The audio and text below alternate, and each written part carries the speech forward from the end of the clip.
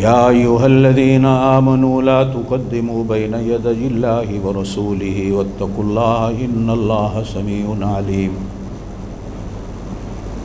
يا أيها الذين آمنوا لا ترفعوا أصواتكم فوق صوت النبي ولا تجهروا له بالقول كجهر بعضكم لبعض أن تحبط أعمالكم وأنتم لا تشعرون. إن الذين يغضون أصواتهم عند رسول الله أولئك الذين امتحن الله قلوبهم للتقوى لهم مغفرة وأجر عظيم. إن الذين ينادونك من وراء الحجرات أكثرهم لا يعقلون. صدق الله العلي العظيم وبلغنا رسوله النبي الكريم الأمي الأمين ونحن على ذلك لمن الشاهدين والشاكرين والحمد لله رب العالمين. اللهم صل على محمد وعلى آل محمد كما صليت على إبراهيم وعلى آل إبراهيم إنك حميد مجيد. اللهم بارك على محمد وعلى آل محمد كما باركت على إبراهيم وعلى آل إبراهيم إنك حميد مجيد.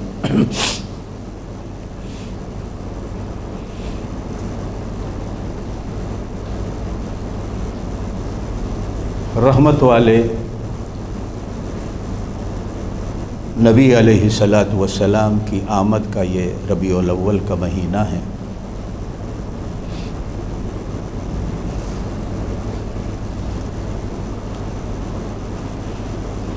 گنہگار سے گنہگار مسلمان بھی نبی پاک صلی اللہ علیہ وسلم کی آمد پر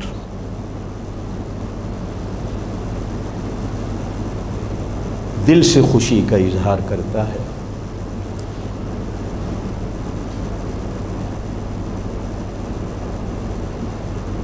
پیمانہ میری خوشی کے ناپنے کا یا آپ کی خوشی کے ناپنے کا کسی بندے کے پاس نہیں.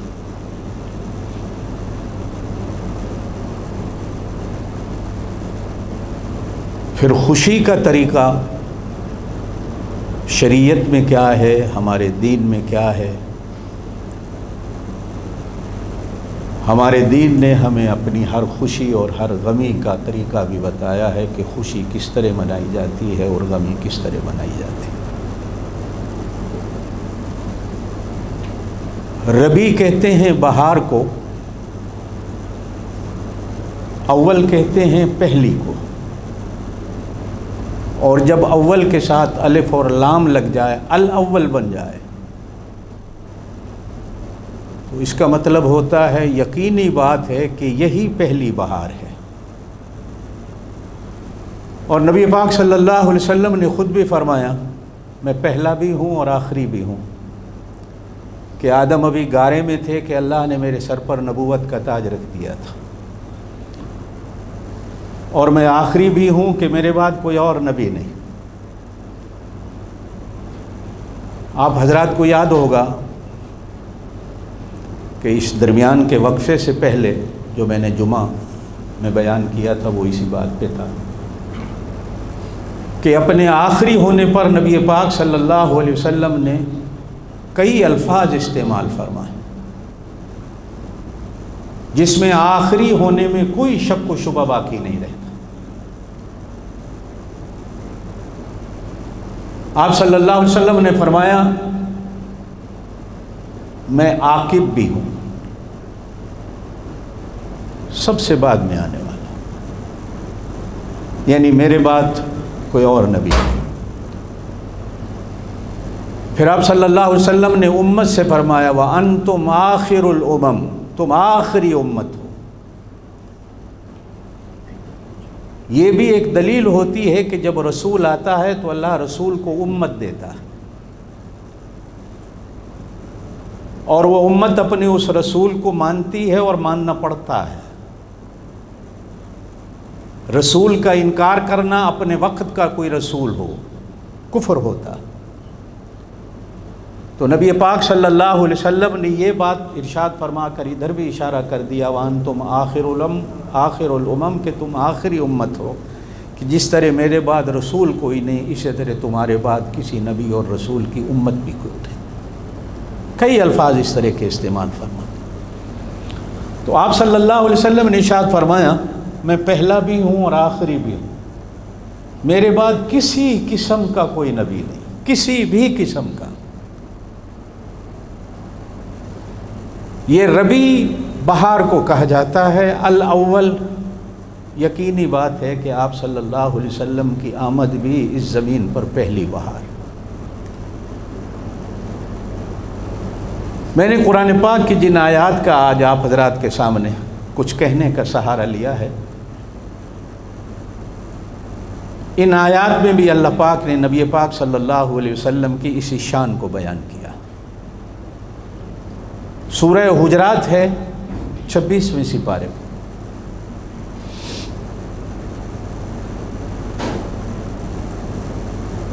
شاید میں نے پہلے بھی کبھی ایک بار عرض کیا تھا کہ کبھی کبھی گھر میں سورہ حجرات کو ترجمے کے ساتھ پڑھا کرو اور بچوں کو سنایا کرو۔ گھریلو زندگی کے لیے، اخلاقی زندگی کے لیے، بازار کی زندگی کے لیے اس قرآن پاک کی اس آیت میں ایسے ایسے درس ہیں ایمان والوں کے لیے کہ ہمارے گھر کی زندگی اور ہماری دکان کی زندگی اور بازار کی زندگی اگر اس صورت کو پڑھیں ترجمے کے ساتھ تو یقیناً بدلے گی۔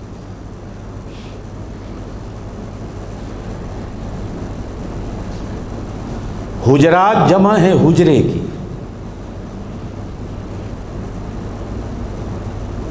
حجرے سے مراد جناب نبی کریم علیہ الصلاۃ والسلام کی بیویوں کے حجرے ہیں قرآن میں۔ ہمارے دیہاتوں میں بھی حجروں کا رواج تھا، اب تو ختم ہو گیا۔ ان حجروں میں کبھی یہ چھوٹوں کو بڑے بٹھا کر تربیت کرتے تھے اور بڑے بھی آپس میں صبح شام حجروں میں مل بیٹھتے تھے۔ برادری کی، گاؤں کی، پوری قوم کی، قبیلے کی پنچایتیں بھی حجروں میں ہوا کرتی تھی۔ حجرے ملنے جلنے کا ایک بہانہ تھے۔ جس طرح اور برکتیں کی چیزیں ہمارے معاشرے سے اٹھ گئیں بے عین ہی اسی طرح حجروں کی برکتیں بھی اٹھ گئیں۔ یہاں بھی آج سے 20-25 سال پہلے ڈیرے ہوتے تھے، جن ڈیروں میں بڑے کا ڈر اور خوف ہوتا تھا، بڑے کی عزت ہوتی تھی۔ نئے آنے والے نوجوان قابو میں رہتے تھے، ڈر اور خوف میں رہتے تھے کہ بڑے ہیں۔ جب سے ڈیروں کا رواج بھی ہمارے ہانگ کانگ کے معاشرے سے اٹھ گیا، نوجوان بھی آزاد ہو گیا، اب وہ خوف نہیں رہے۔ حجروں میں مجھے تو یاد ہے، آپ حضرات کو بھی یاد ہوگا جنہوں نے حجروں کی زندگی دیکھی ہے، بڑے بیٹھے ہیں تو چھوٹے چارپائی پر نہیں بیٹھتے تھے، بڑے بیٹھے ہیں تو چھوٹے ننگے سر حجرے میں نہیں آتے تھے، بڑے بیٹھے ہوتے تھے تو چھوٹے سر میں کنگھی نہیں کرتے تھے، شادی بیاہوں کی باتیں بھی چھوٹے نہیں سنا کرتے تھے، قوم، قبیلے اور برادری کے شکوے شکایت بھی بڑے آپس میں کرتے تھے تو چھوٹوں کو اٹھا دیا جاتا تھا، رشتے نکاح شادی کی بڑے آپس میں بیٹھ کر بات کرتے تھے تو چھوٹوں کو اٹھا دیا جاتا تھا، اور چھوٹوں کو بڑوں کی بات میں بولنے کی اجازت نہیں ہوتی تھی۔ یہ ہمارے اسلامی دستور تھے، بڑوں کا ادب تھا۔ اب نہ وہ بڑے رہے نہ وہ چھوٹے رہے، کچھ ہم بڑوں کی کمزوریاں اور کچھ چھوٹوں کی کمزوریاں، یہ نہیں کہ صرف چھوٹوں کی کمزوریاں ہیں، بڑوں کی کمزوریاں بھی۔ بے عینی یہی صورت حجروں کی حقیقت کو بیان کرتی ہے، گھر کی زندگی کیسے گزارنی ہے اور بازار کی زندگی کیسے گزارنی ہے۔ 2 رکوع کی صورت ہے۔ اگر آپ روزانہ پڑھنے کی عادت ڈال لیں تو میں دعوے سے کہتا ہوں کہ آپ کی 50% زندگی صحیح ہو جائے گی۔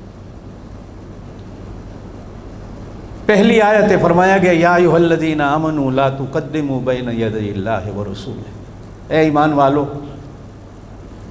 اللہ اور اس کے رسول سے آگے کبھی نہ ہونا، اللہ اور اس کے رسول سے سبقت نہ لے جانا، آگے نہ بڑھنا، جو اللہ کا حکم ہے سن کر وہیں رک جانا، جو اللہ کے رسول کا حکم ہے سن کر وہیں رک جانا، آگے قدم نہیں بڑھانا، آگے دماغ نہیں چلانا، آگے زبان نہیں چلانا، آگے عقل نہیں دوڑانا۔ ان چاروں چیزوں کو اگر تم نے آگے دوڑا دیا تو برباد ہو جاؤ گے۔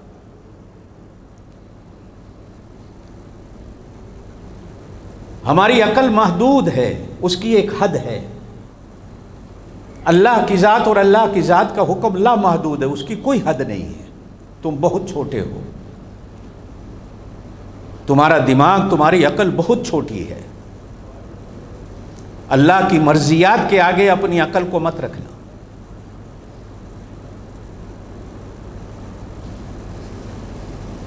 ایک بزرگ نے اپنے مریدوں کو خلافت دی تو خلافت کے بعد مریدوں سے کہا کہ بیٹھو میری دو بات سن لو، ہدایات ہیں۔ پہلی بات یہ ہے کہ کبھی خدائی کا دعویٰ نہ کرنا۔ مرید حیران ہو کر کہنے لگے حضرت کفر کرنا ہے، کون ہے جو خدائی کا دعویٰ کرے؟ فرمایا نہیں، آج ہر بندہ خدائی کا دعویٰ، فرعون تو کرتا تھا، تم بھی سارے کرتے ہو۔ حضرت وہ کیسے؟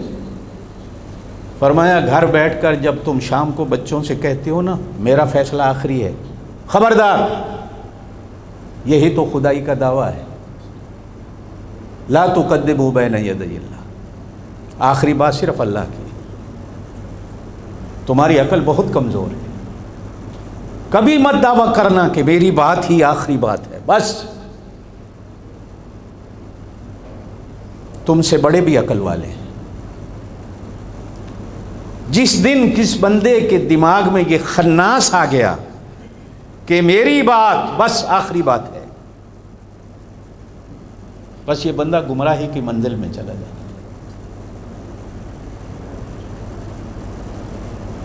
اسی لیے کہا جاتا ہے کہ بڑوں سے چھوٹے بن کر زندگی گزارو، اور بڑوں کی مان کر چلو اور بڑوں کی منشا پہ چلو، اپنے دماغ کو کبھی آگے مت رکھنا۔ فرمایا میری دوسری نصیحت ہے کہ کبھی رسول ہونے کا دعویٰ نہ کرنا۔ مریدوں نے کہا حضرت کافر بننا ہے، رسول ہونے کا دعویٰ کون کر سکتا ہے؟ فرمایا نہیں، یہ بھی آج کل ہر بندے میں بیماری ہے۔ ویسے تو کہتے ہو کہ حضور صلی اللہ علیہ وسلم آخری نبی ہیں، لیکن خناس سب کے اندر ہے۔ فرمایا وہ کیسے؟ فرمایا جب تمہارا دماغ یہ کہتا ہے کہ لوگ میرے پیچھے چلیں، میری مان کے چلیں۔ یہ تو نبی کی شان ہے کہ جو نبی کی نہیں مانے گا وہ کافر ہوگا۔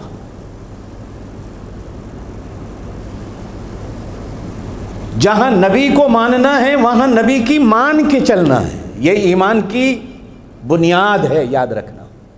نبی کو ماننے سے بندہ مسلمان نہیں ہوتا، نبی کی مان کے چلنا۔ آپ کہو کہ لوگ میری مان کے چلیں، بھائی آپ کی کوئی مان کے نہیں چلے گا تو کوئی بات نہیں، کافر تو کوئی نہیں ہوگا۔ آج ہمارے اس معاشرے میں جہاں آپ اور میرے اندر یہ بیماری ہے، ہر ملا ہر مولوی کے اندر بھی یہ بیماری ہے کہ میں اگر اس کی نہیں مانتا تو میں کافر ہو گیا ہوں،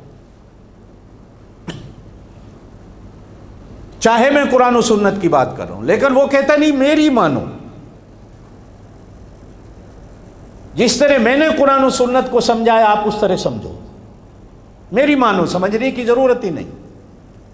ہر ملا ہر مولوی کے اندر یہ بیماری ہے کہ میری مان کے چلو، یہ نبوت اور رسالت کا دعویٰ ہے۔ یہ صرف اللہ کا رسول دعویٰ کر سکتا ہے کہ جس نے میری نہ مانی وہ کافر ہو جائے، اور اللہ نے بھی ہمیں یہی کہا ہے فَلَا وَرَبِّكَ لَا يُؤْمِنُونَ، اللہ کہتے ہیں تیرے رب کی قسم، فلا وربک، تیرے رب کی قسم، لا یؤمنون، وہ مومن نہیں، حتی یحکموک فیما شجر بینہم، جب اپنے ہر جھگڑے میں، ہر مسئلے میں تجھے اپنا فیصلہ نہ مان لیں، تیرے فیصلے کو آخری فیصلہ مانے اور تیری بات کو مانے۔ علماء نے اس آیت کی شان نزول میں لکھا ہے کہ ایک یہودی اور ایک مسلمان کا جھگڑا ہو گیا۔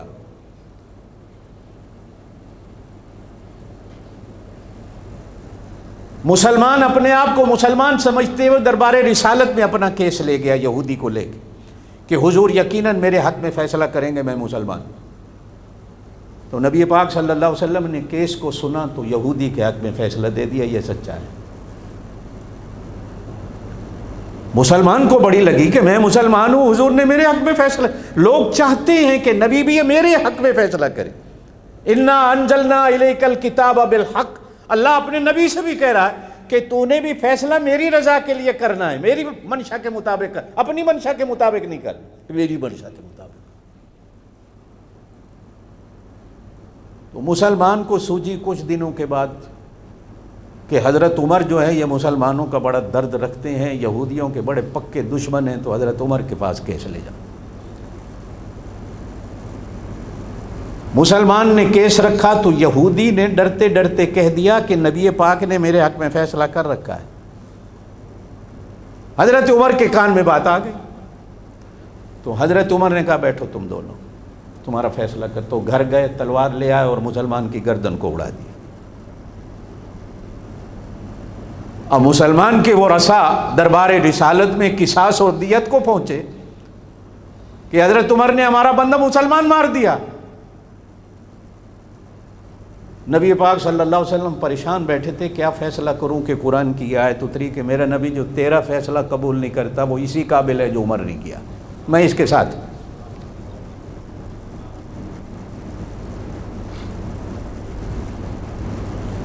یا ایھا الذین آمنوا، ایمان والو، لا تقدموا بین یدی اللہ ورسولہ، اللہ اور اس کے رسول سے آگے مت ہو۔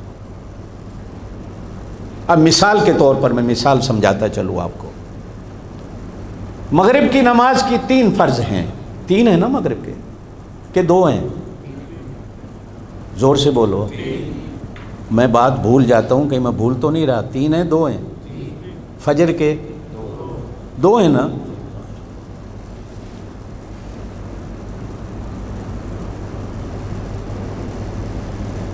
ایک بندہ یوں کہتا ہے مسلمان، میں آج مغرب کے 4 رکعت پڑھتا ہوں،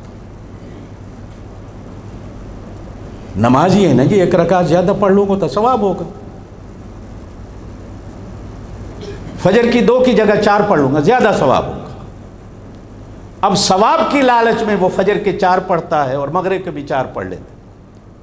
میں اسے کہتا ہوں کہ اللہ کا بندہ 3 فرض ہیں مغرب کے، 2 فرض ہیں فجر کے،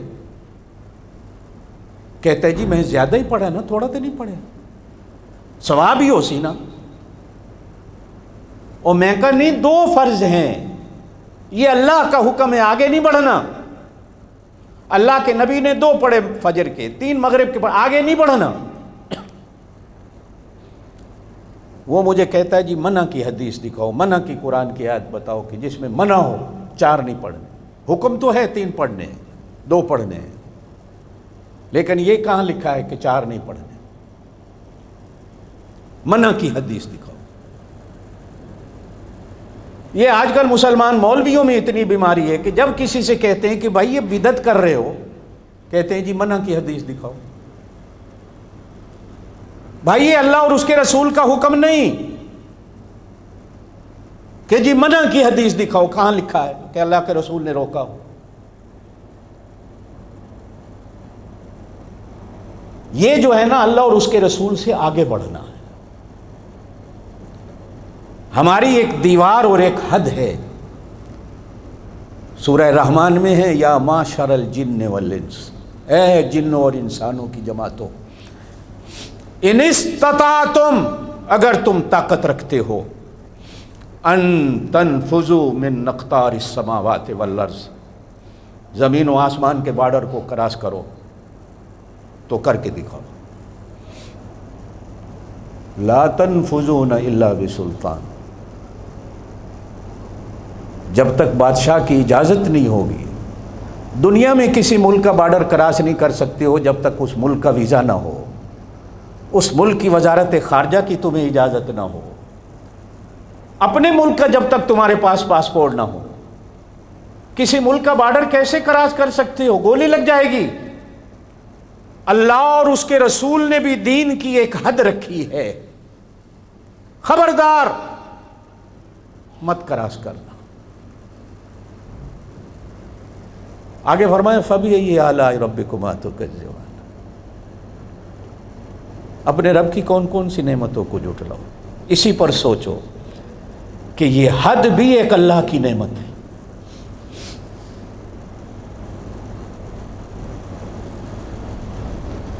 جس طرح کھانے پینے کی ایک حد اللہ کی نعمت ہے، زیادہ کھاؤ گے بیمار ہو جاؤ گے، حد رکھو۔ کپڑا پہننے کی یہ بھی ایک حد ہے، بولنے کی بھی ایک حد ہے، حد سے زیادہ بولو گے تو برباد ہو جاؤ گے۔ دین اور شریعت کی بھی کچھ حدیں ہیں، جس کو قرآن نے کہا کہ وَأَنَّ هَذَا صِرَاطِي مُسْتَقِيمًا، میرے نبی تو کہہ یہ میرا راستہ ہے، ادھر جاؤ گے تو برباد ہو جاؤ گے، ادھر جاؤ گے تو برباد ہو جاؤ گے، پیچھے چلتے رہو، بس پیچھے چلتے رہو، نہ ادھر نہ ادھر۔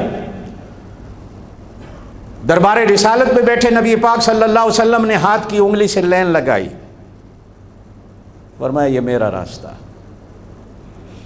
جو اس پہ چلے گا سیدھا جنت میں جائے گا، یہ ادھر یہ میرے راستے نہیں، یہ گمراہی کے راستے ہیں، یہ فرقے ہیں، یہ پارٹیاں ہیں، نہ ادھر ہونا نہ ادھر ہونا، سیدھا چلنا۔ نماز میں کیا پڑھتے ہو ہر رکعت میں؟ اہدنا الصراط المستقیم، پڑھو زور سے پڑھو، اہدنا الصراط المستقیم،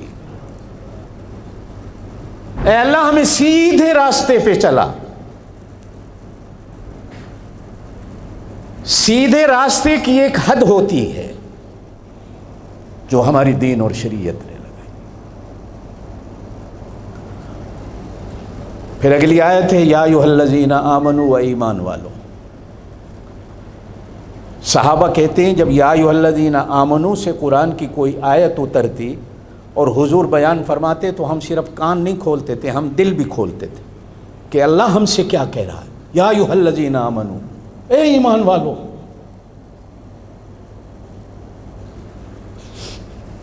لا ترفعوا اصواتکم، نہ بلند کرنا اپنی آوازوں کو، فوق صوت النبی، نبی کی آواز پر، ولا تجہروا لہ، اور نہ پکارنا میرے نبی کو، بالقول کجہر بعضکم، جس طرح تم ایک دوسرے کو پکارتے ہو، ان تحبط اعمالکم، کہیں ایسا نہ ہو کہ تمہارے سارے عمل برباد ہو جائیں، وانتم لا تشعرون، اور تمہیں پتہ بھی نہ ہو۔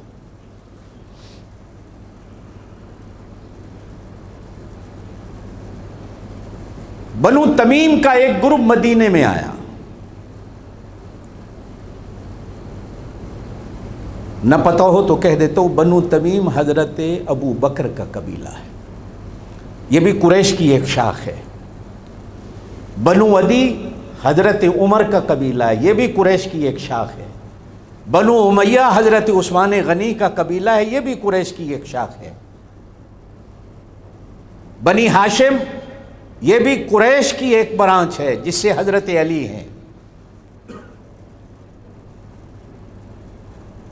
بنو تمیم کا ایک قبیلہ نبی پاک صلی اللہ علیہ وسلم کے پاس کچھ لوگ مدینے میں حاضر ہوئے کوئی بات کرنے کے لیے، آداب کا پتہ نہیں تھا، نبی پاک صلی اللہ علیہ وسلم سے بات کرنے کا پتہ نہیں تھا، دیہاتی لوگ تھے، گاؤں کے لوگ تھے، ان پڑھ لوگ تھے۔ دروازے کے پاس آ کر کھڑے ہو کر کہتے ہیں یا محمد، یا رسول اللہ، اخرج الینا، گھر سے باہر نکلو، ہماری طرف آؤ، ہم نے ایک بات کرنی ہے۔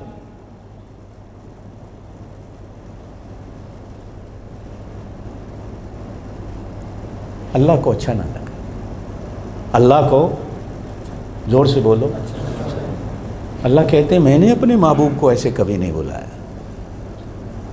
ایک ادب ہے رسول کا، ایک مقام ہے دربار رسالت کا۔ پرانے جتنے نبی آئے ان کو تو میں نے ناموں سے پکارا ہے، یا آدم نام لے کے اللہ نے، یا نوح،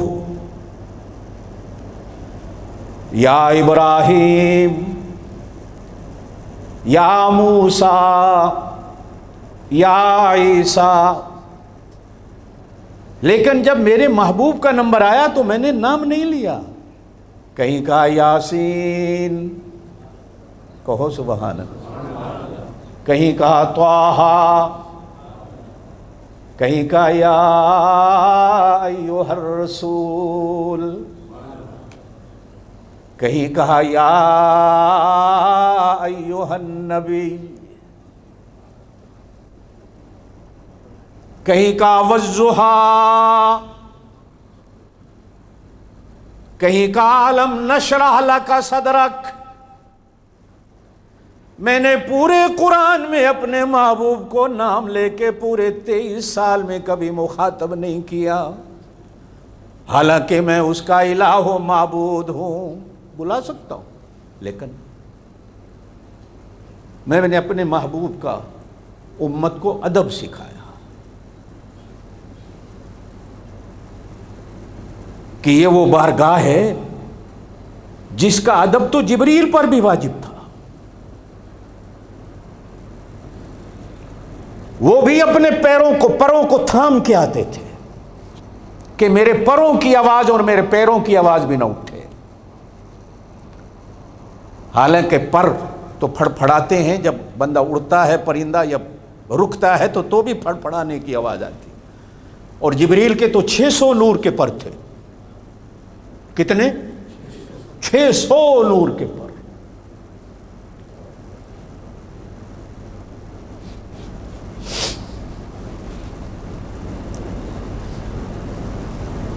جب حضرت ابوبکر صدیق سے مکے والوں نے کہا نا کہ تیرے نبی کہہ رہے ہیں میں راتوں رات آسمان پہ گیا ہوں، معراج کی بات تھی، تو مانتا ہے؟ کہا میں مانتا ہوں۔ وہ کیسے مانتا ہے؟ کہتا ہے جو جبریل ایک لحظے میں 7 آسمانوں کا سفر کرتا ہوا مدینے میں اللہ بھیج سکتا ہے، تو میرے اللہ میں اتنی طاقت ہے وہ اپنے محبوب کو بھی ایک لحظے میں زمین سے اٹھائے اور 7 آسمانوں کو پار کرائے۔ اللہ کہتے ہیں نا میں لے گیا اپنے محبوب کو، قرآن میں جہاں بھی ہے وہ یہی اللہ لے گیا 600 نور کے پر،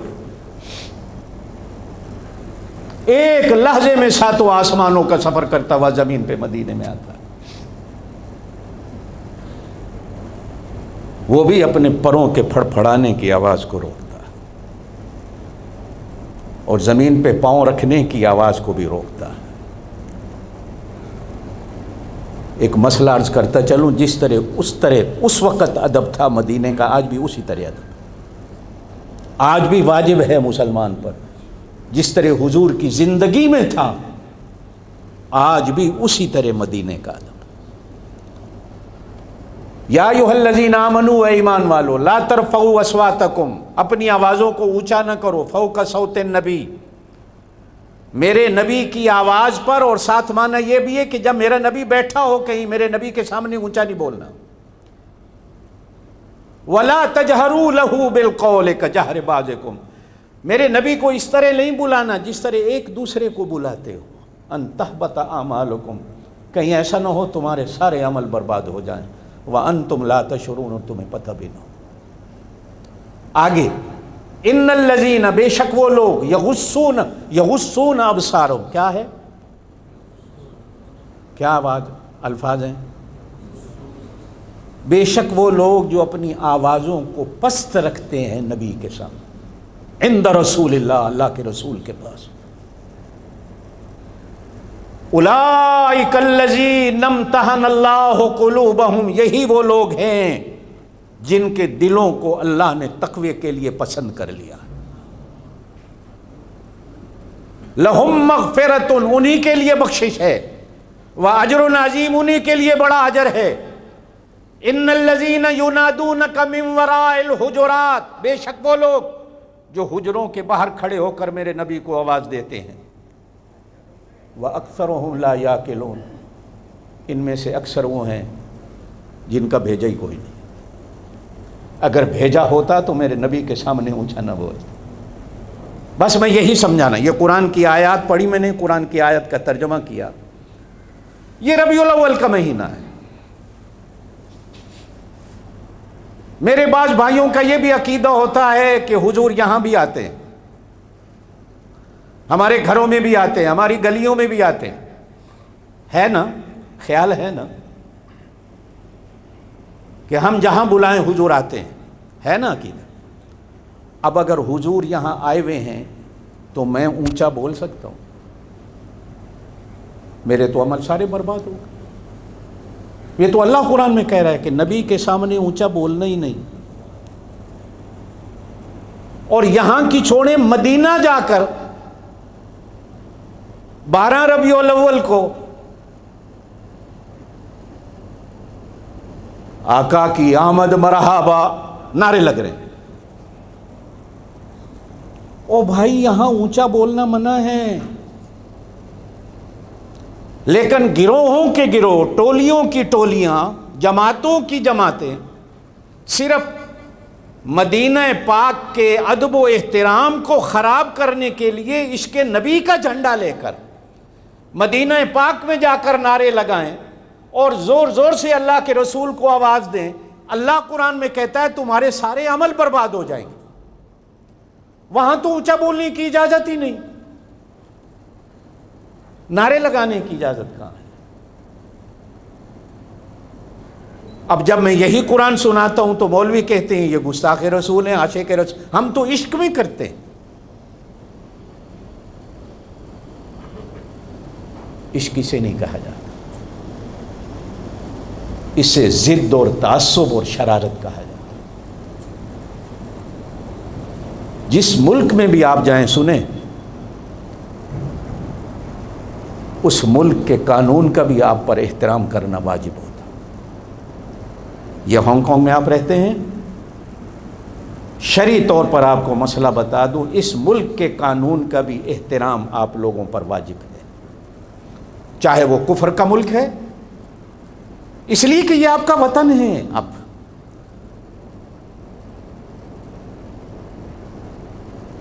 میرے 3 وطن ہیں، چوتھا بھی ہے وہ بعد میں کہتا ہوں۔ میرے 3 وطن ہیں جن کو میں اپنا وطن مانتا ہوں، آپ کے بھی وہی ہوں گے۔ میرا ایک ایمان کا وطن ہے، جہاں سے میں نے کلمہ لیا ہے، جہاں سے میں نے قرآن لیا ہے، جہاں سے میں نے شریعت لی ہے، جہاں سے میں نے دین لیا ہے، جہاں سے میں نے اخلاق لیا ہے، جہاں سے میں نے نماز لی ہے، جہاں سے میں نے روزہ حج زکوٰۃ لیا ہے، جہاں میں نے بڑے کی عزت لی ہے، جہاں سے میں نے ماں کو ماں سمجھا ہے، سیکھا ہے، جہاں سے میں نے بہن کی عزت کا درس لیا ہے، جہاں سے میں نے بیوی کی محبت کا درس لیا ہے، جہاں سے میں نے بیٹی کی عزت کا درس لیا ہے، جہاں سے میں نے اولاد کے حقوق کا درس لیا ہے، جہاں سے میں نے پڑوسی کے حقوق کا درس لیا ہے، جہاں سے میں نے بڑوں کی عزت کا سبق لیا ہے، جہاں سے میں نے چھوٹوں کی شفقت کا سبق لیا ہے، اسے مدینہ کہا جاتا ہے۔ زور سے کہو، اسے میرا وطن ہے۔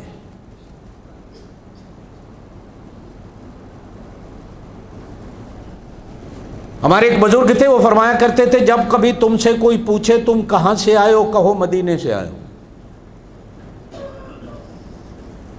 جب تم سے کوئی پوچھے تمہاری عمر کتنی ہے، کہو 1400 سال ہے۔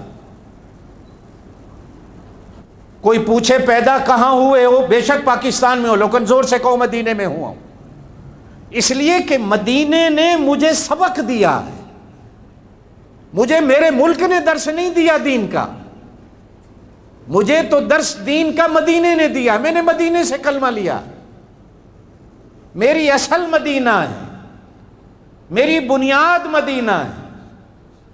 کوئی بندہ اگر یوں کہتا ہے کہ میرا اصل مدینہ نہیں، وہ تو اپنے ایمان کا انکار کر رہا ہے۔ آپ لوگوں نے ایمان کہاں سے لیا؟ زور سے بولو، کہاں سے لیا؟ یہ انسانیت کا درس اور سبق ہمیں کہاں سے ملا؟ قرآن ہم نے کہاں سے لیا؟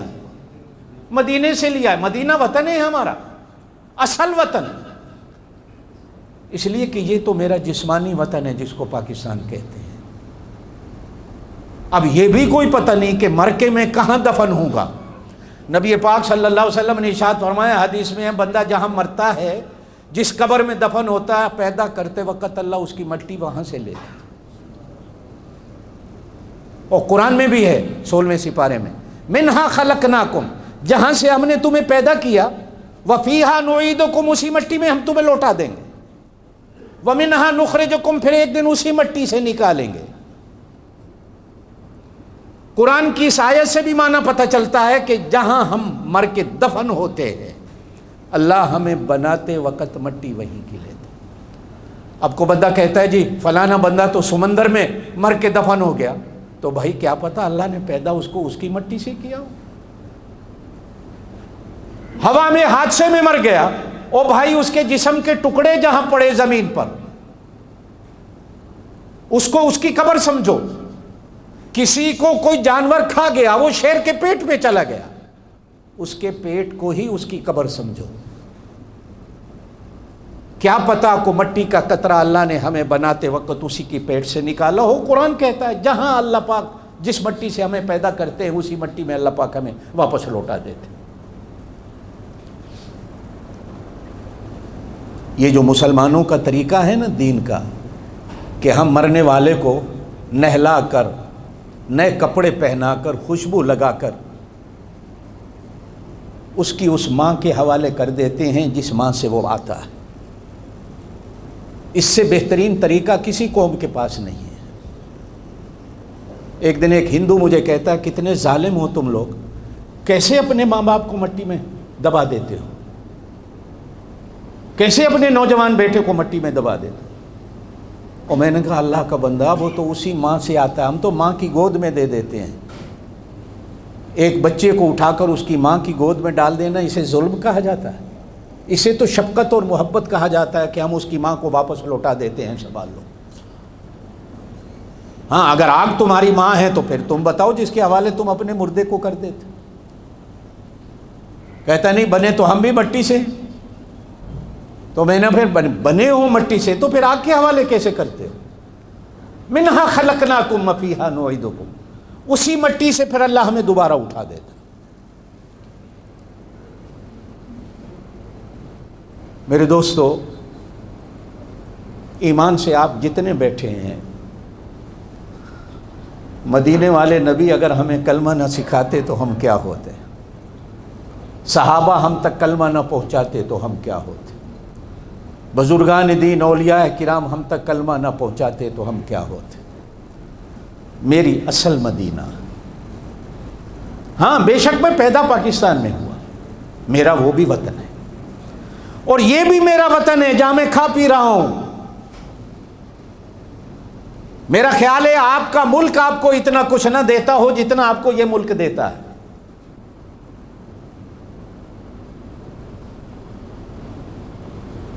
ایک دن ایک آدمی ایک کافر کی جیب کاٹ رہا ہے، بھاگ رہا ہے، تو میں نے کہا اس کی جیب کیوں کاٹی؟ کہتا ہے جی کافران دی جیب کٹنیاں جائز ہے۔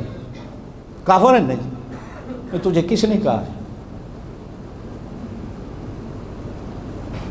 انہی سے تنخواہیں لیتے ہو، انہی کے ہسپتال استعمال کرتے ہو، انہی کا آئی ڈی کارڈ جیب میں ڈالتے ہو، انہی کا پاسپورٹ لے کے گھومتے ہو، انہی کی بجلی انہی کی گیس استعمال کرتے ہو، سب کچھ انہی کا استعمال کرتے ہو، پھر بھی ان سے دشمنی ہے، یہ کافر ہیں۔ جس ملک میں رہو اس ملک کے قانون کا احترام کرو، یہ قانون ہے شریعت کا۔ اگر آپ میں سے ایک بندہ لاقانونی اختیار کرے گا تو آپ کو دیکھ کر دوسرا کو کرے گا، پھر تیسرا کو کرے گا، پھر آپ کی قوم کا نام کیا ہوگا دنیا میں؟ آج پوری دنیا میں ہم بدنام کیوں ہیں پاکستانی لوگ؟ صرف اسی وجہ سے کہ ہم نے کبھی اس وطن کو اپنا وطن نہیں سمجھا۔ اب آپ یہیں کے ہو، آپ کو پیچھے کوئی نہیں جانتا۔ میرے جو جاننے والے تھے پیچھے وہ مر کھپ گئے، اب میں بھی جاتا ہوں تو بتانا پڑتا ہے میں فلانے کا بیٹا ہوں،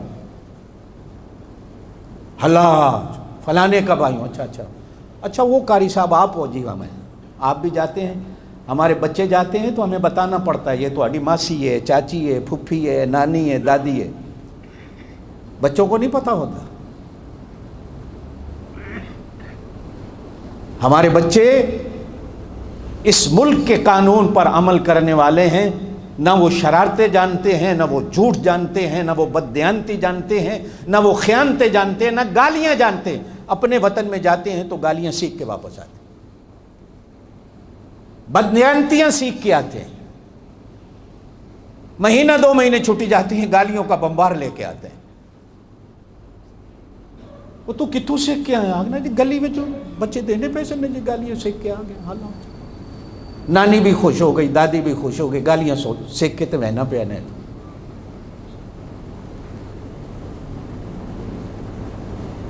پھر آپ کا اور میرا ایک وہ ملک ہے جس ملک میں ہم نے مر کے جانا ہے، نہ جانے آپ کی قبر کہاں، نہ جانے میری قبر کہاں، اور یہ بھی کوئی پتہ نہیں۔ دعا کرو اللہ قبر نصیب کر دے کہ قبر بھی نصیب ہوگی کہ نہیں ہوگی، یہ بھی نہیں پتا کفن بھی نصیب ہوگا کہ نہیں ہوگا، یہ بھی نہیں پتا جنازہ بھی نصیب ہوگا کہ نہیں ہوگا۔ شکر کرو اللہ کا، شکر کرو اللہ کا، شکر کرو اللہ کا کہ اس کفرستان میں رہتے ہوئے تمہیں دین کا پتہ ہے، ایمان کا پتہ ہے، جنازے کا پتہ ہے، کفن کا پتہ ہے، قبر کا پتہ ہے۔ ایسے ایسے لوگ بھی دیکھے ہیں ملکوں میں رہنے والے، رمضان گزر گیا انہیں پتہ بھی نہیں رمضان کا چاند کب آیا کب چلا گیا۔ شکر ادا کیا کرو اللہ کا۔ یا ایھا الذین آمنوا، ایمان والو توجہ دینا میری بات، لا ترفعوا اصواتکم، اپنی آوازوں کو اونچا نہ کرنا، فوق صوت النبی، نبی کے سامنے۔ اگر تو میں عقیدہ یہ رکھتا ہوں کہ نبی علیہ الصلوۃ والسلام اب یہاں آئے ہوئے ہیں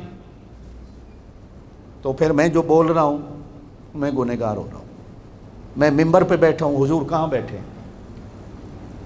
مولویوں سے پوچھا کرو جو کہتے ہیں حضور آ گئے، کھڑے ہو جاؤ حضور آ گئے، کتنے آئے؟ سانو بھی تکاؤ نا۔ میلاد کا جلوس جا رہا ہے، ٹرک کے اوپر ایک کرسی رکھی ہوئی، خالی کرسی جا رہی ہے۔ مولوی صاحب سے پوچھا یہ کرسی کس چیز کی؟ کہتا حضور تشریف فرمان۔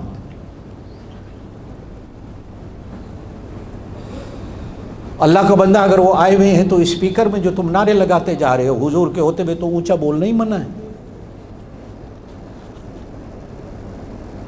حضور کے ہوتے ہوئے تو صدیق و فاروق کو اونچا بولنے کی اجازت نہیں۔ جب آپ صلی اللہ علیہ وسلم روضہ پاک میں تشریف لے گئے قبر مبارک میں تو حضرت عائشہ رضی اللہ تعالیٰ عنہا وہیں رہتی تھی، چونکہ ان کا حجرہ تھا۔ تو کبھی برتن کو گر جاتا تو برتن کے گرنے کی بھی آواز آتی ہے نا، تو حضرت عائشہ رضی اللہ تعالیٰ عنہا رونے بیٹھ جاتی، یا کسی اور سے گرتا تو پرے لے جا کر اس کو ڈانٹتی کہ حضور کے آرام میں خلل آ گیا، یہاں برتن کی بھی آواز نہیں آنی چاہیے۔ مدینہ پاک میں مسجد نبی میں اللہ آپ کو قرآن پڑھنے کی توفیق دے، آمین کہہ دیں۔ اونچی آواز سے قرآن پڑھنے کی بھی اجازت نہیں۔ نماز کے اندر قرآن پڑھنا فرض ہے، وہ واجب ہے، الگ سے ہے۔ کوئی بندہ اس پہ دلیل نہ لے جائے کہ جی نماز میں، اچھا لوگ بھی بڑے عجیب ہیں، کہیں نا بھئی قرآن و حدیث سے کوئی دلیل دکھاؤ، کہتے ہیں جی یہ تسی جہازاں تے سفر کر دیو یہ جائز ہے، گھڑی پہنتے ہو یہ جائز ہے، یہ بدعت نہیں۔ وہ اللہ کا بندہ کبھی سوچا ہے جہاز پہ میں ثواب کے لیے بیٹھتا ہوں کہ ثواب ہوگا مجھے جہاز پہ بیٹھوں، یا گھڑی میں پہنتا ہوں کیا ثواب؟ آپ جتنے ہو گھڑی ثواب سمجھ کے پہنتے ہو، مجبوری ہے، وقت دیکھنا ہے۔ یہ الگ بات ہے کہ نماز کا وقت بھی دیکھیں گے. جہاز پہ بیٹھتے ہیں مجبوری ہے. اب میں نے مدینے کا یا پاکستان کا سفر کرنا ہے تو کس پہ کروں؟ آگے مولوی صاحب کہتے جی بریانیاں حضور کھا دیا سن تسی بریانی کھانے ہو. او بھائی بریانی ہم پیٹ بھرنے کے لیے کھاتے, کو ثواب سمجھ کے کھاتے ہیں. دین سمجھ کے کوئی بریانی نہیں کھاتا. دین سمجھ کے بکرے کا گوشت یا مرغی کا گوشت کوئی نہیں کھاتا. وہ کھانا سمجھ کے کھاتا ہے. کپڑے جو میں پہنتا ہوں میں اپنی شرم و حیا کو ڈھانکنے کے لیے پہنتا ہوں. میں نے جہاز کا سفر کبھی دین سمجھ کے نہیں کیا, بلکہ دعا پڑھ کے سفر کرتا ہوں. سبحان الذی سخر لنا ھذا وما كنا له مقرنین وإنا إلى ربنا لمنقلبون. ان الذین ینادونک من وراء الحجرات, بے شک وہ لوگ جو حجروں کے باہر کھڑے ہو کر میرے نبی کو آواز دیتے ہیں, یا رسول اللہ وانتم لا تشعرون. اللہ کہتے ہیں یہ سارے جاہل ہیں, پتہ ہی کوئی, اکثرهم لا یعقلون. یہ جو اذان ہے نا, اذان جانتے ہو جب نمازیں فرض ہوئی ہیں اذان فرض کوئی نہیں ہوئی تھی, واجب کوئی نہیں ہوئی تھی, یہ بعد میں آئی ہے. سن 2 ہجری میں نمازیں تو حضور مکے میں تھے, معراج کی رات فرض ہوئی, اذان کوئی نہیں تھی. حضور پاک مدینے میں تھے. ایک دن عشاء کے بعد یاروں سے کہا یارو بہو, صحابہ بیٹھ گئے, فرمایا یارو کوئی مشورہ دو, نماز کے لیے لوگوں کو کس طرح بلائیں, لوگ نماز بھی نہیں آتے جماعت میں, کوئی طریقہ بتاؤ. صحابہ نے عرض کی یا رسول اللہ ہم آپ کو بتائیں. فرمایا نہیں مشورہ تو دو, ابھی وحی نہیں آئی, میں وحی کا بھی انتظار کر رہا ہوں, لیکن تم سے بھی مشورہ کرتا ہوں, مشورہ دو. ایک صحابی کھڑا ہوا, اس نے عرض کی یا رسول اللہ صلی اللہ علیہ وسلم, زور سے کہہ دیا کرو صلی اللہ علیہ وسلم. باقی دنوں میں تو میری عادت ہے کم از کم 100 یا 200 بار میں درود شریف پڑھتا ہوں, لیکن جب سے ربیع الاول آیا ہے میں 300 بار روزانہ درود پڑھتا ہوں. لوگ کہتے ہیں میلاد نہیں مناتے, میں اس طرح میلاد بناتا ہوں, جلوسوں سے نہیں, جھنڈیوں سے نہیں, اللہ کا شکر ادا کر کے کہ اللہ نے اپنا محبوب ہمیں دیا. زور سے کہہ دو صلی اللہ علیہ وسلم. ایک صحابی کھڑے ہوئے, عرض کی ڈھول رکھ لیتے ہیں, یا نگارہ ہوتا تھا کسی زمانے میں, نگارہ بجائیں گے لوگوں کو پتہ چل جائے گا اذان کا, نماز کا ٹائم. یہ تو موسیقی ہے. میں موسیقی کو بند کرنے آیا ہوں, الٹا تم کہتے ہو کہ نماز کے ٹائم ڈھول بجائیں. نہیں, جس نبی نے ڈھول کے بجانے کو پسند نہیں کیا وہ گانے کو پسند کرتا ہے.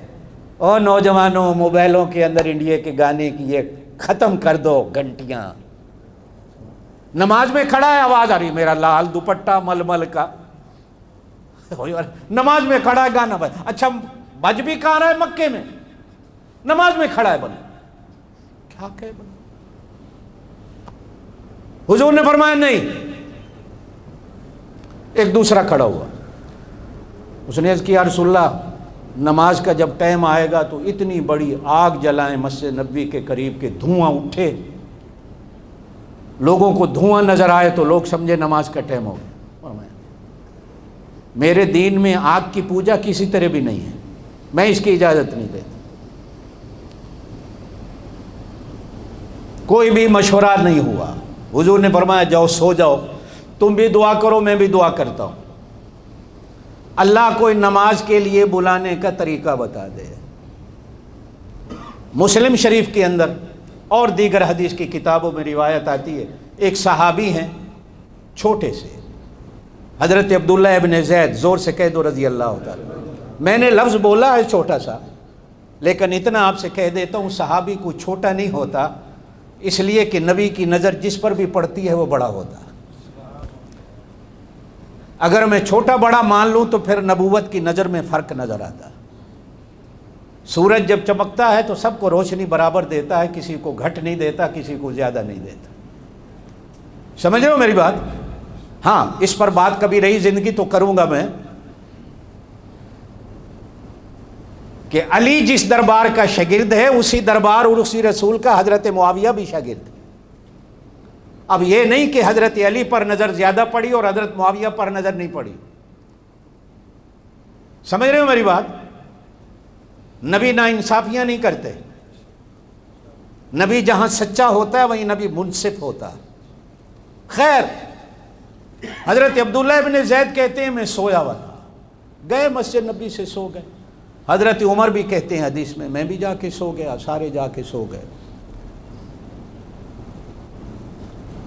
کہتے ہیں میں نے دیکھا ایک ریڑھی والا آیا مدینے کی گلی میں، ٹھیلا لگایا ہوا اسے، ڈھول بھی رکھا ہوا ہے، باجے بھی رکھے ہوئے ہیں، آگ جلانے کا سامان بھی رکھا ہوا ہے۔ میں اس کا ایک ایک سامان دیکھتا ہوں، وہ مجھ سے پوچھتا ہے کیا دیکھ رہے ہو؟ میں نے کہا کہ اس طرح آج اللہ کے نبی نے مشورہ کیا عشاء کے بعد کہ نماز کے لیے لوگوں کو بلائیں، تو کوئی طریقہ؟ اس نے کہا میں بتاتا ہوں تمہیں طریقہ کیا۔ میں نے کہا بتاؤ۔ اس نے کہا کانوں میں انگلیاں ڈال، توجہ میری طرف رکھ۔ میں نے انگلیاں ڈالی، اس نے کہا کہ اللہ اکبر اللہ اکبر، 4 دفعہ کہا، پھر کہا کہ اشہد ان لا الہ الا اللہ، اشہد ان لا الہ الا اللہ۔ میں نے اسی طرح کہا کہ اشہد ان محمد رسول اللہ، اشہد ان محمد رسول اللہ۔ میں نے کہا، کہتا یوں کر حی علی الصلاۃ حی علی الصلاۃ، ایسے کر حی علی الفلاح حی علی الفلاح۔ اب کہ اللہ اکبر لا الہ الا اللہ، کہو سبحان اللہ زور سے۔ میرے دل میں تمنا پیدا ہوئی، شوق پیدا ہوا، ہو سکتا ہے کہ یہ اسی مشورے کی برکت ہو اور یہ نماز کے بلانے کا طریقہ آیا ہو۔ اب میں دوڑا کہ دربار رسالت میں جا کر عرض کروں۔ جب دربار رسالت پہ پہنچا تو اس وقت خیال آیا رات ہے، اب تو نبی کریم سو رہے ہوں گے، آواز دے کے اٹھاؤں گا تو عمل برباد ہو جائیں گے، کہو سبحان اللہ۔ اور اگر بیٹھتا ہوں تو ابھی تو آدھی رات ہے، اللہ کے نبی تو تہجد میں اٹھیں گے۔ لیکن پھر دل میں سوچ آئی بیٹھ جا، کہیں ایسا نہ ہو کوئی اور آ کر نمبر لے جائے، کوئی اور نہ آ جائے۔ سردی کا موسم ہے، میں دربار رسالت کی دیوار کے ساتھ ٹیک لگا کے بیٹھا ہوں کہ کب حضور باہر آئیں گے، کب رحمت والا نبی باہر آئے گا تو عرض کروں گا کہو سبحان اللہ۔ اتنے میں تہجد کا وقت ہوا، حضور پاک صلی اللہ علیہ وسلم گھر سے باہر نکلے، میرے اوپر نظر پڑی، میری ان پر نظر پڑی، سبحان اللہ تو کہہ دو، نظر سے نظر ملی۔ وَلَا تَعْدُ عَيْنَاكَ عَنْهُمْ تُرِيدُ زِينَةَ الْحَيَاةِ الدُّنْيَا۔ سورہ کہف میں 15ویں سپارے میں اللہ کہتے ہیں میرا نبی اینا تو نظرانہ چاویں، تیری نظروں سے ہی یہ صحابی بنیں گے، دیکھ ان کو۔ حضور نے فرمایا عبداللہ کیسے آیا؟ اتنے میں نے دیکھا کہ حضرت عمر بھی دوڑتے ہوئے تشریف لا رہے ہیں، لیکن میں نمبر لے گیا۔ میں نے عرض کی یا رسول اللہ صلی اللہ علیہ وسلم، رات کو کوئی آیا اور مجھے یہ طریقہ سکھا گیا، ہو سکتا ہے کہ وہ جو رات کو ہم مشورہ کر رہے تھے عرش والے نے قبول کر لیا۔ اتنے میں حضرت عمر بھی کہتے ہیں یا رسول اللہ، زور سے کہہ دو صلی اللہ علیہ وسلم، میں نے بھی یہ خواب دیکھا، مجھے بھی سکھانے والے نے یہی جملے سکھائے۔ میرے پاک نبی نے فرمایا عبداللہ جا، جلدی جا، میرے بلال کو اٹھا کے لے آ۔ میں بلال کو اٹھانے گیا، بلال خدمت میں حاضر کیے گئے۔ میرے پاک نبی نے فرمایا جو کچھ دیکھا میرے بلال کو سکھا۔ اب میں استاد بن رہا ہوں، بلال میرا شاگرد بن رہا ہے، کہو سبحان اللہ۔ اب جب میں نے بلال کو سکھائے تو حضور نے حضرت بلال سے کہا چھت پہ چڑھ جا، آج فجر کی اذان تو نے اسی طرح کہنی ہے جس طرح یہ تجھے سکھا رہا۔ جو میں بات کرنا چاہ رہا ہوں، ان الذین ینادونک من وراء الحجرات، میرے نبی کو حجروں کے باہر کھڑے ہو کر آوازیں نہ دو جس طرح ایک دوسرے کو دیتے ہو، نہ، مقام ادب ہے، یہاں تو جبریل بھی پوچھ کے آتا ہے۔ فرمایا وَلَوْ أَنَّهُمْ صَبَرُوا، اگر وہ صبر کر لیتے حَتَّى تَخْرُجَ إِلَيْهِمْ، میرا نبی ان کی طرف آتا اور میرا نبی پوچھتا بتاؤ بات کیا ہے تو بات بن جاتی، لیکن انہوں نے زور سے آ کر میرے نبی کو آوازیں دی۔ ایک بندہ جانتا ہو تو پھر تو سارے عمل برباد، اور جاننے کے باوجود شرارت کے لیے سڑک پہ کھڑا ہو کر مدینے جا کر اس طرح آوازیں دے، یہ بڑا جرم ہوتا ہے۔ آپ نہیں جانتے، آپ نے مسئلہ نہیں سنا، کوئی بات نہیں، لیکن بندہ جانتا ہو پھر بے ادبی کرے۔ آج کل سوشل میڈیا پہ ایک مسئلہ چل رہا ہے مفتی طارق مسعود صاحب کا، آپ میں سے کئی لوگوں نے دیکھا ہوگا۔ مفتی ہیں، عالم دین ہیں، سمجھدار ہیں، پڑھے لکھے ہیں، استاد ہیں حدیث کے، انسان ہیں، بولتے بولتے منہ سے ایک غلط بات نکل گئی، اپنوں میں بھی پکڑا، بیگانوں نے بھی پکڑا۔ جب احساس ہوا اللہ سے بھی توبہ کی، امت سے بھی معافی مانگی۔ اب شرن مسئلہ تو یہ تھا کہ جب بندہ اللہ سے توبہ کر لے، معافی مانگ لے، شرک جیسا بڑا گناہ بھی توبہ سے معاف ہو جاتا ہے، تو اتنا بڑا گناہ توبہ اور معافی سے کیوں نہیں معاف ہوتا؟ لیکن تعصب حسد کے مارے ہوئے فرقہ واریت مولویوں میں، واجب القتل ہے، قتل کر دو، اس نے نبی کی گستاخی کی ہے، اس نے قرآن کی گستاخی کی۔ ہم بھی انسان ہیں، کبھی بیٹھے بیٹھے منہ سے ایسی بات نکل جاتی ہے، پتہ بھی نہیں ہوتا، اور وہ کلمہ کفر ہوتا ہے۔ انسان ہے، ہو جاتا ہے کبھی کبھی۔ اب جب احساس ہوا، توبہ کر لی، معافی مانگ لی، تو اب امت کو چاہیے کہ معاف کر دے۔ ایک مولوی ہے وہ جانتا ہے قرآن کی آیت کو، اس کا ترجمہ اور معنی یہ ہے۔ ایک بندہ ہے وہ جانتا ہی نہیں، بھولے سے آپ نے، اب جمعے کی نماز پڑھیں گے، 2 رکعت نیت کریں گے، آپ نے 4 کر دی نیت میں، کوئی بات نہیں، اللہ معاف کرنے والے ہیں۔ امام نے 2 پڑھا دی، آپ نے 2 پڑھ لی پیچھے، آپ کی 4 کی نیت بھی ختم ہو گئی، آپ کی 2 ہو گئی۔ بندہ ہے کبھی کبھی غلطی سے نیت کے اندر بھی غلط جملہ نکل جاتا، انجانے سے۔ شریعت میں بھولے سے تو بندہ روزے کی حالت میں بھی کچھ کھا لے تو معاف ہو جاتا، جان بوجھ کر کھانا تو اس پر تو جرمانہ پڑتا ہے، بھولے سے بھی کوئی کھا لے تو روزہ نہیں ٹوٹتا۔ ایک بندہ جانتا ہے،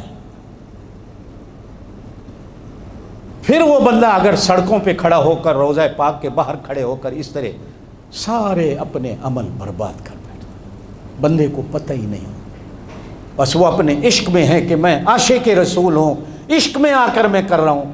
تو میرے دوستو، اسے عشق نہیں کہا جاتا، اسے جہالت کہا جاتا، اسے شرارت کہا جاتا ہے، اسے حسد کہا جاتا ہے، اسے بغض کہا جاتا ہے۔ میں پاکستان 14 اگست ہوا، میرا وطن ہے، دعا کرتا ہوں اللہ میرے ملک کو آباد رکھے، آمین کہہ۔ ہر شر سے، ہر بلا سے اللہ میرے ملک کی حفاظت کرے۔ میرے ماں باپ کی، میرے بزرگوں کی قبریں ہیں، میرے استادوں کی قبریں ہیں، میرے پیر و مرشد کی قبریں بڑے ہیں میرے، اللہ اس ملک کو سلامت رکھے، آمین کہہ۔ مکہ مدینہ بھی ہمارا ملک ہے۔ ابھی 23 ستمبر کو سعودی عرب کا یوم وطنی تھا، نیشنل ڈے تھا۔ ہم دعائیں کرتے ہیں اللہ اس ملک کو بھی سلامت رکھے، آمین کہہ دو۔ یہ جو آپ اور میں کبھی کبھی کہتے ہیں نا عربی ایسے، عربی ایسے، یہ مکے مدینے میں آج تک آپ نے وہ عرب دیکھا ہی نہیں جو اصل عرب ہے۔ یہ وہ عرب ہی نہیں ہے جو اب ہیں۔ عرب آج بھی عرب ہے، مہمان نواز، موحد، نمازی، بڑے چھوٹے کی عزت کرنے والا۔ یہ تو سارے وہ لوگ ہیں جو متجنس نیشنلٹیوں والے ہیں، جن کو مکے مدینے کے ادب اور احترام کا بھی پتہ نہیں۔ عرب، حضور نے فرمایا عرب سے پیار کرو، میں عربی ہوں۔ حضور نے فرمایا میں عربی ہوں، مجھے دیکھا کرو، ان کو نہ دیکھو، میری نسبت سے چپ ہو جایا کرو۔ یہ ہمارا وطن ہے۔ ہم نے تو دعا کی اللہ کرے، یہ کچھ بھی کہے دنیا، میں تو آج بھی کہتا ہوں یہ حکومت ہے تو دربار رسالت محفوظ ہے۔ جس دن یہ چلے گئے نا وہاں بھی بینڈ بازی ہوں گے، قوالیاں ہوں گی۔ شرک سے اللہ پاک نے اس ملک کو محفوظ رکھا ہوا ہے، اور شرک ہی سب سے بڑا گناہ ہے۔ اللہ ان کی حفاظت فرمائے کہ جو دربار رسالت کو شرک سے بچائے ہوئے ہیں، اور خدمات ان کی، ایک ہوتا ہے مذاق اور ایک ہوتی سنی سنائی باتیں، جو حج اور عمرے پر 40، میں پچھلا جمعہ مدینہ پاک میں تھا، 50 لاکھ آدمی تھا جمعے میں۔ 50 لاکھ آدمی کو سنبھالنا کو آسان ہے؟ 50 لاکھ آدمی کے لیے انتظام کرنا کو آسان ہے؟ یہ ان سے پوچھو وہ بیچارے کس طرح کرتے ہیں۔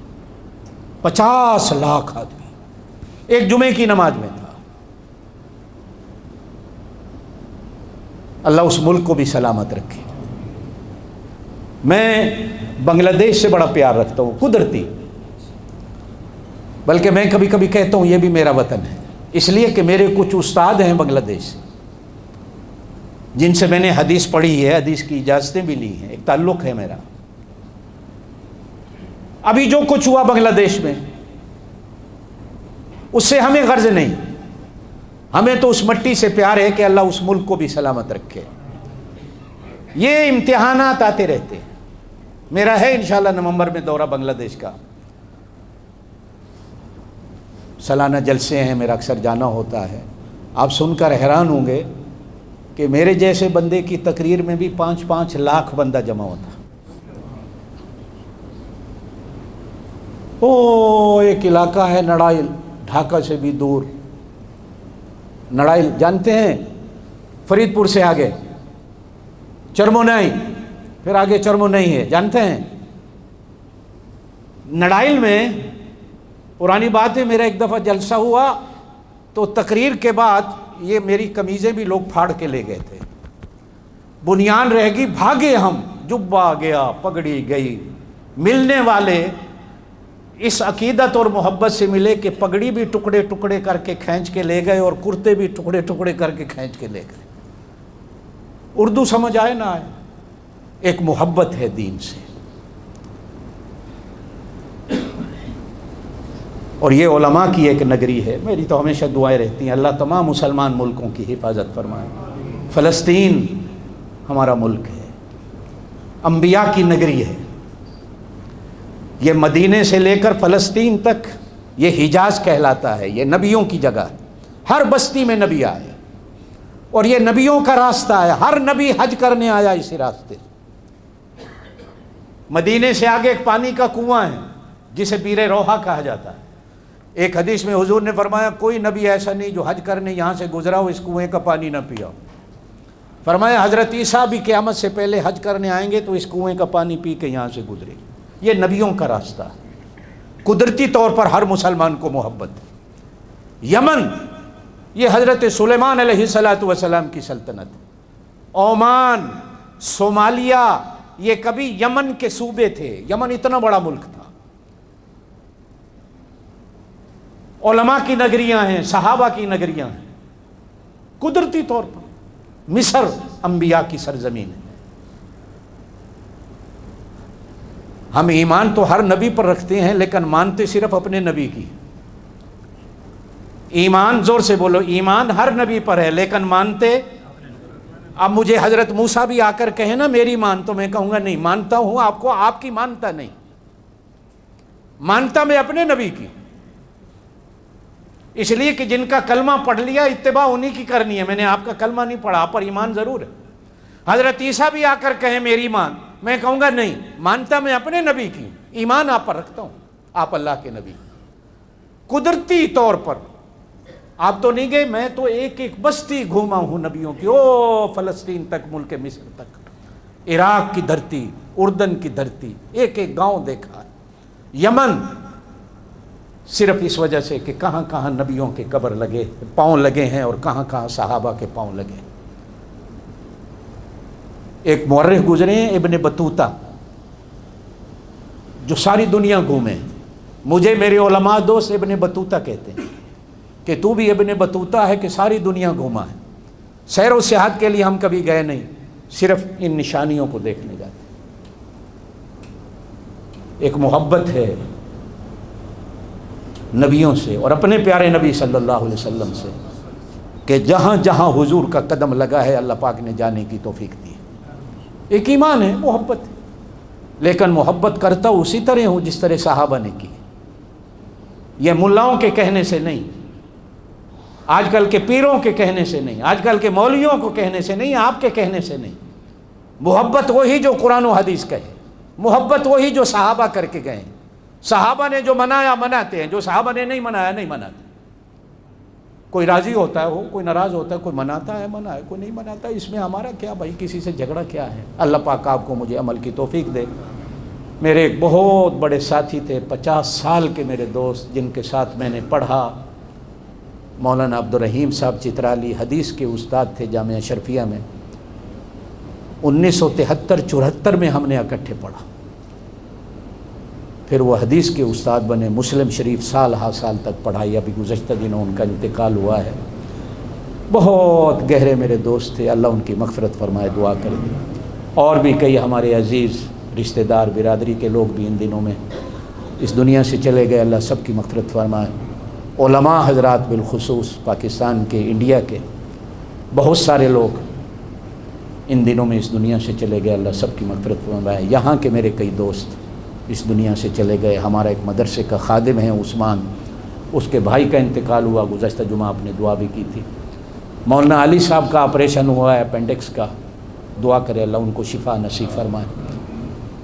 آج ان کی پٹیاں کھلنی ہیں، ہسپتال میں ہیں، ابھی وہ ٹانکے وغیرہ کھولیں گے، اللہ ان کو شفائے کامل عاجلہ نصیب فرمائے۔ سبحان ربک رب العزت عما یصفون، سلام علی المرسلین۔